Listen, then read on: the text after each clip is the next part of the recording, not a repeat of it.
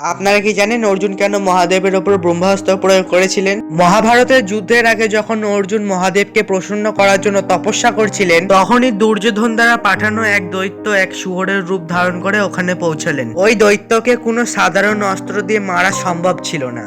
তখন মহাদেব এক শিকারীর রূপ ধারণ করে সেখানে পৌঁছলেন। সেই সময় অর্জুন সেই দানবের উপর বাণ প্রয়োগ করলেন, একই সময় মহাদেবও সেই দানবের উপর বাণ প্রয়োগ করলেন। তখন অর্জুন ও মহাদেবের মধ্যে বিবাদ শুরু হয়, কার বাণ দ্বারা সেই অসুরের মৃত্যু হয়েছিল।